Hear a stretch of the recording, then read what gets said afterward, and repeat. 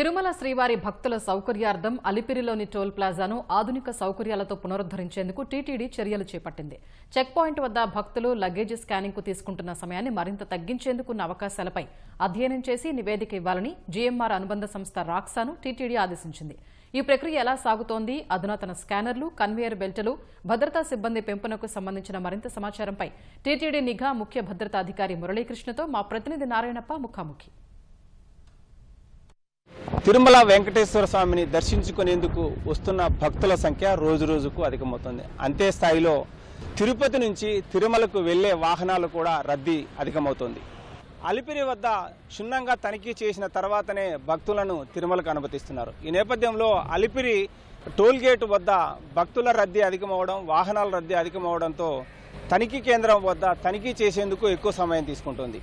వీటన్నిటిని దృష్టిలో ఉంచుకున్న తిరుమల తిరుపతి దేవస్థానం తిరుమలకు వెళ్లే దారిలో ఉన్న తిరుపతి అలిపిరి కేంద్రాన్ని ఆధునికీకరించాలని, మరింత విస్తరించడం ద్వారా, ఆధునిక సాంకేతిక పరిజ్ఞానాన్ని వినియోగించడం ద్వారా ఇక్కడ తనిఖీ చేసే సమయాన్ని తగ్గించేందుకు చర్యలు చేపట్టింది. ఇందులో భాగంగా జీఎంఆర్ సంస్థకు సంబంధించిన రాక్సా సంస్థను ఇక్కడున్న సమస్యలు పరిష్కరించేందుకు ఎలాంటి మార్గాలు ఉన్నాయి, ఏ విధమైన చర్యలు చేపట్టాలా అన్న అంశంపై ఒక నివేదిక ఇవ్వాలని కోరింది. అసలు ఈ తిరుపతి అలిపిరి వద్ద టోల్ గేట్ను ఆధునికీకరించేందుకు ఎలాంటి చర్యలు చేపడుతున్నారు అన్న విషయాలు తెలియజేసేందుకు మన దగ్గర తిరుమల తిరుపతి దేవస్థానం నిఘా ముఖ్య భద్రతాధికారి ఉన్నారు. వారిని అడిగి మరిన్ని తెలుసుకుందాం. తనిఖీ కేంద్రం వద్ద బాగా రద్దీ ఎక్కువైపోయి సమయం ఎక్కువ తీసుకుంటుంది. దీన్ని తగ్గించడానికి ఎలాంటి చర్యలు చేపడుతున్నారు? మొత్తం స్కానింగ్ మెషిన్స్ని ఎన్ని పెట్టాలి, ఎన్ని ఆల్టర్నేట్గా దాన్ని అడిషనల్గా మనం పెట్టుకోవాలి అనేటటువంటి దాని మీద కూడా ప్రాథమికంగా కొంత స్టడీ అనేటటువంటిది జరిగింది. సో రానున్న దానిలో లైన్స్ పెంచేదానికి ఇంజనీరింగ్ ఫీజిబిలిటీ కానీ, అలాగే ఇప్పుడున్నటువంటి మెషిన్స్ ఏవైతే స్కానింగ్ మెషిన్స్, బ్యాగేజీకి సంబంధించినటువంటి మెషిన్స్ ఉన్నాయో వాటిని అన్నింటినీ అప్గ్రేడ్ చేసేదానికి కొత్త టెక్నాలజీతో కూడుకున్నటువంటి సాంకేతికత ఆధారంగా ఉండేటటువంటి మెషిన్స్ని అక్కడ కూడా పెట్టే విధంగా దాన్ని పెంపొందించాలనే ఉద్దేశంతో ఇక్కడ ఉండేటటువంటి భద్రతా ప్రమాణాలని అత్యుత్తమంగా పాటిస్తూ ఉండే విధంగా భక్తులకి అసౌకర్యం ఏది లేకుండా వెహికల్స్ని, పర్సన్స్ని, బ్యాగేజ్ని మూడింటి తనిఖీలో కూడా ఏ విధమైనటువంటి డిలే అనేటటువంటిది లేకుండా త్వరితగతిన పంపించే విధంగా ప్రత్యేకమైనటువంటి చర్యలు అనేటటువంటి తీసుకోవడం. అంటే సార్, ఇప్పుడు మనకు 12 లేన్స్ ఉన్నాయి కదా సార్, 12 లేన్స్లో ఒకటి విఐపీస్కు వెళ్ళిపోతుంది, 2 ద్విచక్ర వాహనాలకు వేయకుంది, మిగిలిన వాటిలో 2 ఆర్టీసీ బస్సులు వెళ్తున్నాయి. అంటే వీటిని ఆర్టీసీ బస్సుల లేన్స్ పెంచాలనే, లేకపోతే విఐపీస్ని తగ్గించేసి సాధారణ భక్తుల వాహనాలను పెంచాలనే, ఎన్ని లైన్స్కు పెంచాలనేది ప్రతిపాదనలు ఉన్నాయి? ప్రత్యేకమైనటువంటి విఐపీ లైన్స్ అనేటటువంటి లైన్స్ని అలాగే ఆపేసి ఓన్లీ విఐపీస్కి మాత్రమే దీన్ని వినియోగిస్తామనే పరిస్థితి కాదు. ఏ వెహికల్ని కూడా ఎక్కువసేపు ఉంచకుండా టైం మోషన్ స్టడీలో వెహికల్స్ లోపల త్వరగా చెకింగ్ చేసి లోపలికి పంపించే విధంగా ఎలా చేయాలి అనే దాని మీద శాస్త్రీయమైన పద్ధతిలో నివేదిక అనేటటువంటి తెప్పించుకోవడం జరిగింది.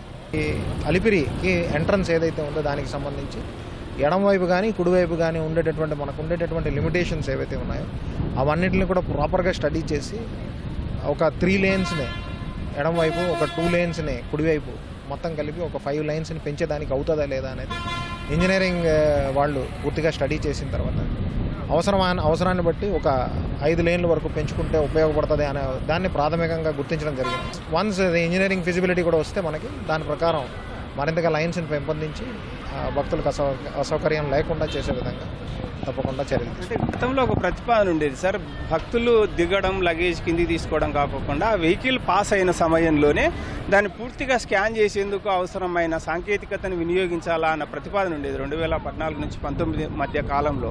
ఆ ప్రతిపాదనను మీరు ఏమైనా మరోసారి ఏమైనా పరిశీలిస్తున్నారా, ఎలా అంటారు?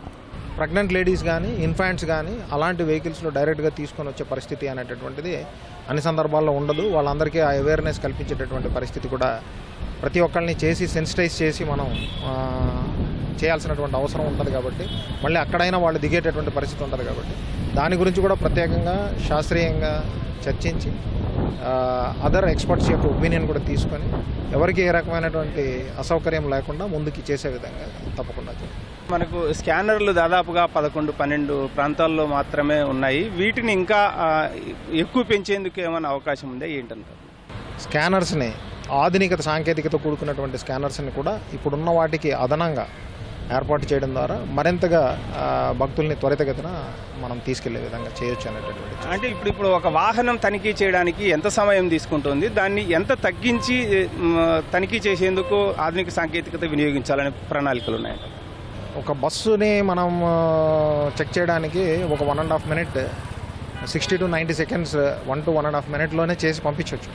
కానీ అలాంటి సందర్భంలో బస్సులో ఉండేటటువంటి 40 నుంచి 50 మంది ప్యాసింజర్స్ ఉంటే ఆ ప్యాసింజర్స్ అందరినీ కూడా అంత తక్కువ టైంలో చేయలేం. So passengers, baggage and vehicle ఈ మూడిట్లకి డిఫరెంట్ టైమింగ్స్ అనేటటువంటి పట్టేటటువంటి సందర్భం ఉంటుంది కాబట్టి సో మ్యాక్సిమం వెహికల్ చెకింగ్ని తో పాటు లైన్స్ని పెంపొందించడం ద్వారా ప్యాసింజర్స్ని కూడా త్వరగా అంటే పిల్గ్రిమ్స్ని కూడా మనం త్వరగా చెక్ చేస్తే దానికి సంబంధించి మరింత ముందుకి త్వరితగతిన చేసే విధంగా మెషిన్స్ని కూడా డబుల్ చేయడం వల్ల బ్యాగేజెస్ని కూడా త్వరగా దాన్ని చెక్ చేసి అందించడం ద్వారా త్వరగా ఈ చెకింగ్ అనే ప్రాసెస్ని కంప్లీట్ చేయొచ్చు అనే దాని మీద ముందుకెళ్తాం.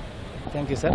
సో ఇది పరిస్థితి. ఇప్పుడున్న 12 లేన్లను 17 లేన్లకు విస్తరించడం, అదేవిధంగా ఇప్పుడున్న లగేజ్ స్కానర్లు కావచ్చు, లేకపోతే భక్తులకు సంబంధించి తనిఖీ చేస్తున్న కేంద్రాలను మరింత రెట్టింపు చేసి ఇప్పుడున్న వాటికి రెట్టింపు చేయడం ద్వారా తక్కువ సమయంలో ఎక్కువ మందిని తనిఖీ చేసి అలిపిరి నుంచి తిరుమలకు అనుమతించేందుకు అవసరమైన చర్యలు చేపడుతున్నట్లు టీటీడీ CVSO అభిప్రాయపడుతున్నారు. కెమెరామెన్ శేఖర్తో వి నారాయణప్ప, ఈటీవీ న్యూస్, తిరుపతి అలిపిరి కేంద్రం నుంచి.